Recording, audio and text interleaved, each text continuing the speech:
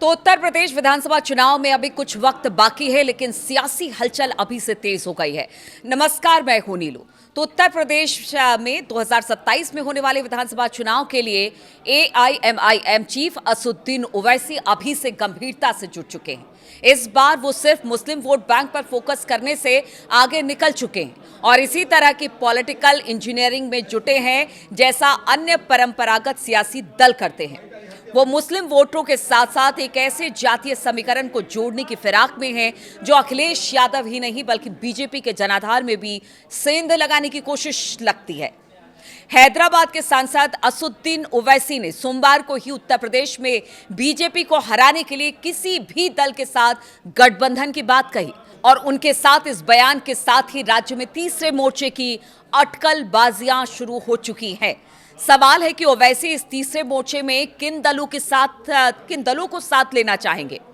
तो इसके ताजा बयान के आधार पर राजनीतिक जानकारों का मानना है कि असदुद्दीन ओवैसी उत्तर प्रदेश में गंभीर चुनावी प्लेयर बनने के लिए इस बार दलित और गैर यादव ओबीसी वोटरों को फोकस करना चाह रहे हैं। सूत्रों का कहना है कि बहराइच के मटेरा में रैली करके उन्होंने एक तरह से समाजवादी पार्टी प्रमुख अखिलेश यादव को सीधे सीधे चुनौती दे दी है।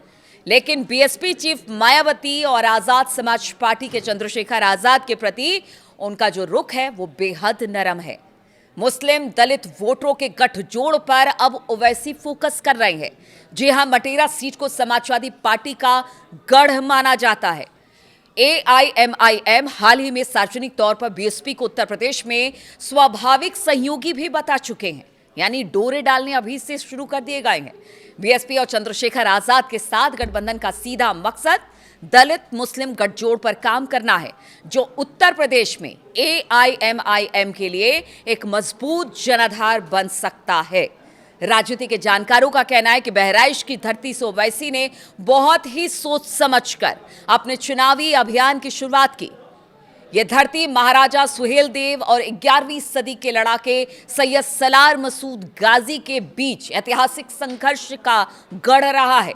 जानकार बताते हैं कि पिछले दशक में बीजेपी ने सुहेलदेव नैरेटिव पर काफी काम किया और उसे इसकी जगह से ओबीसी वोट बैंक के बीच पांव जमाने में काफी सफलता भी मिली।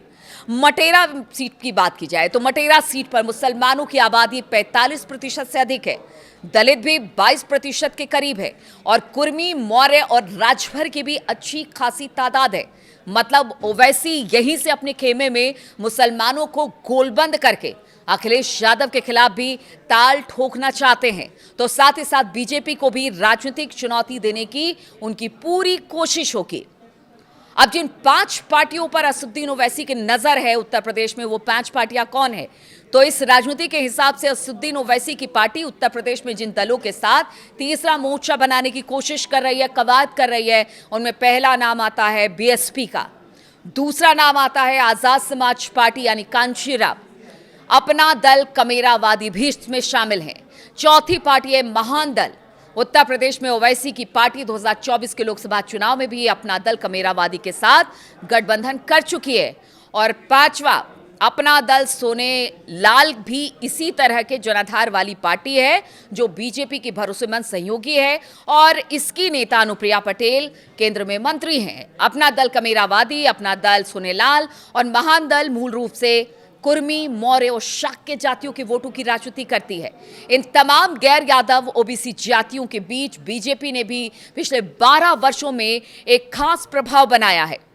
और अगर 5वीं पार्टी की बात की जाए तो पीस पार्टी, ये पार्टी उत्तर प्रदेश में मूल रूप से मुस्लिम राजनीति साधती है, इसलिए ये असदुद्दीन ओवैसी की लिस्ट में शामिल है। तो अब देखिए, बिहार में असदुद्दीन ओवैसी ने जिस तरह से खेला बिगाड़ा था आरजेडी का, क्या इसी तरह के खेल बिगाड़ने के लिए अब समाजवादी पार्टी असदुद्दीन ओवैसी तैयार उत्तर प्रदेश में दिखाई दे रहे हैं? क्योंकि अगर वो गठबंधन समाजवादी पार्टी के साथ या कांग्रेस के साथ उनका नहीं होता है तो फिर वो अलग से चुनाव लड़ेंगे और हो सकता है कि वो डैमेज करे। लेकिन उससे पहले ये तीसरे मोर्चे की भी कवायद चल रही है। हालांकि देखिए, अभी विधानसभा चुनाव दूर है, इन कवायदों और इन अटकलों को लेकर बाजार बहुत ज़्यादा गर्म रहेगा। लेकिन ये देखना ज़रूर होगा कि इस बार असदुद्दीन ओवैसी किसे उत्तर प्रदेश में डैमेज करते हैं, कांग्रेस, समाजवादी पार्टी या फिर बीजेपी। और इससे उनको कितना फ़ायदा मिलता है ये तो आने वाला वक्त ही बताएगा। बहुत बहुत शुक्रिया मेरे साथ इस वीडियो में शामिल होने के लिए।